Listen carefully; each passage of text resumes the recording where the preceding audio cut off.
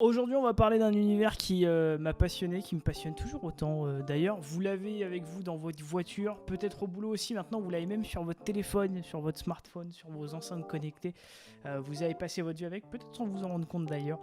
Mais ça se perd un peu maintenant, on va pas se mentir. Aujourd'hui, on va parler de la radio. 8 minutes pour vous en faire l'histoire. Mes chères auditrices, mes chers auditeurs, bonjour. Ici Radio Cité, longueur d'onde 280 mètres 9.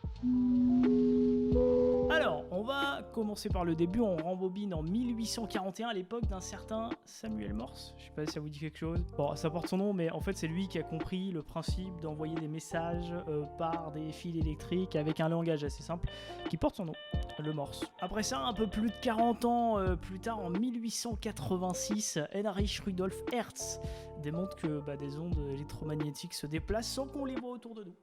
Là, il y en a eu. Là sûrement aussi, enfin il y en a partout autour de nous. Alors comme ça, bon ça a l'air de rien, ça veut rien dire pour nous.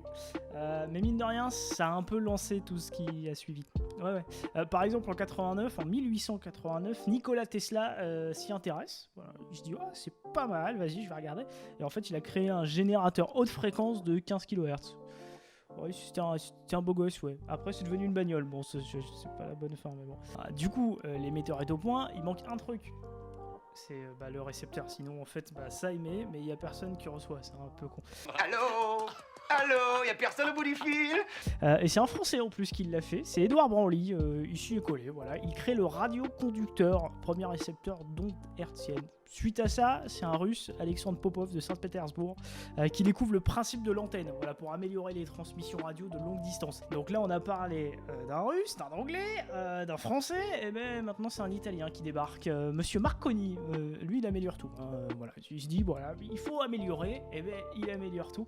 Et c'est surtout lui qui a été le premier à utiliser ces technologies.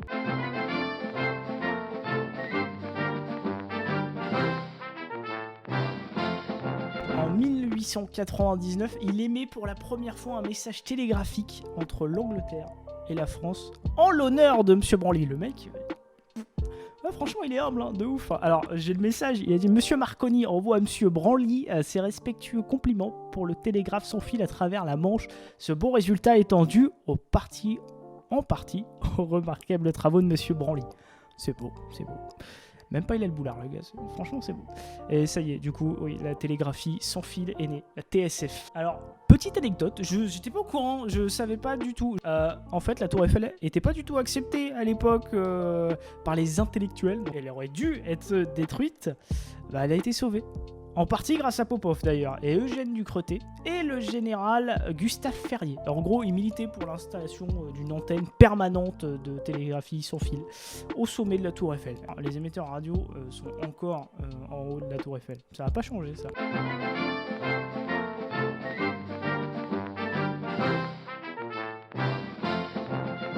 Bref, on continue. 1900, on arrive dans le 20e siècle, un Canadien, on avait plein de nationalités, on en a une de plus, Reginald Fessenden, qui crée la transmission de modulation de l'amplitude de son et de voix. Alors, je sais pas si vous voyez, mais dans la voiture, vous avez le choix soit entre la bande FM ou la bande AM. Le petit AM, c'est ça. Il va falloir attendre 6 ans pour avoir une voix sur les ondes. Ouais, c'est en 1906, à Noël, le jour de Noël. C'est lui qui s'en occupe. Avec un évangile, un petit peu de musique. Sympa pour le jour de Noël. Et là vous vous dites, ça y est, c'est parti, la radio, on y va, on peut prendre des auditeurs à l'antenne. Non, ça mettra du temps, en fait.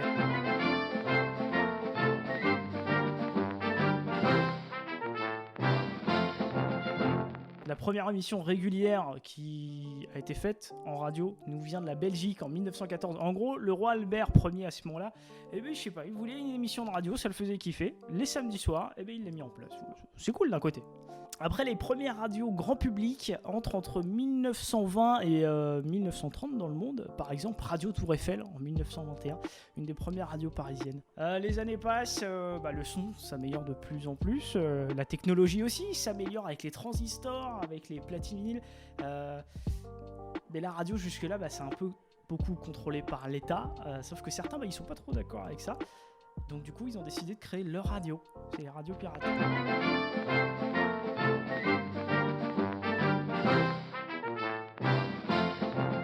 Alors il y en aura beaucoup sur Paris, en Angleterre aussi, c'était un délire, ils mettaient ça sur des bateaux. D'ailleurs il y a un bon film à regarder si ça vous intéresse un petit peu, c'est Good Morning England. Voilà, j'adore ce film. Bien joué, trou de balle.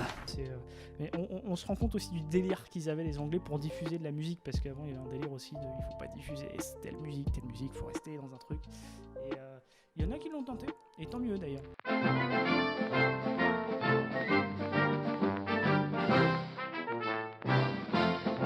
Alors en 1980 en France, la radio devient libre, avec des radios que vous connaissez tous aujourd'hui. Hein. Il y a RFM, là, une des premières radios, la radio couleur.